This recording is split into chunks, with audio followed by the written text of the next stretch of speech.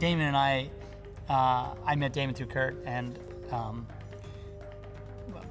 again, like about 8 years ago, and Damon used to train me, and I always knew he was like doing movies, and I mean, it's just amazing that it's worked out, that now it's like he's like putting these fights together, and he's in charge of it, and it's just really cool, because you know, he's just awesome at what he does. I mean, you know, he's a full instructor at the Teknosinema Academy. He's like all the disciplines he knows, Kali and JKD, anything you can think of, he's a master of it. Historically, there's really nothing that classifies, or there's no record of the actual tactics that they use or the techniques. So what we did was looked at a lot of the fighting methods that we've trained in over the years, the weapon-based systems specifically, which are the heavy Filipino influence, Thai, Indonesian, Japanese, Chinese, even European.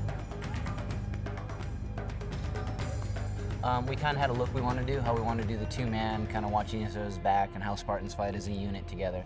We kind of took that idea and kind of just grabbed some things we liked from Kali, from our Screama, from our Nice, from kickbox, from the other martial arts we know, and then kind of made some stuff up from there. Live blade techniques that have been performed over the years through a lot of the people we've trained with, who've actually fought live blade versus live blade, or spear or sword, and all these things throughout Southeast Asia. A lot of the arts we pulled from. Just tried to make a interesting blend with a combative base.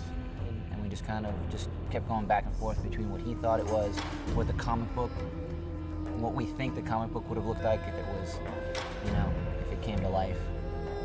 With the amount of battle scenes we have, I mean, Zach's one of those guys that leads from the front. So if he runs out of energy, we run out of energy. When you're doing battle scenes every day, running up and down the set, fighting every minute of the day, it helps to have a director that's very, very energetic about that.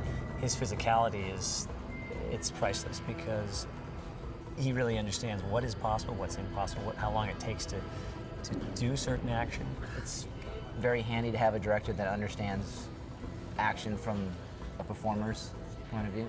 It's priceless to have that connection with the director.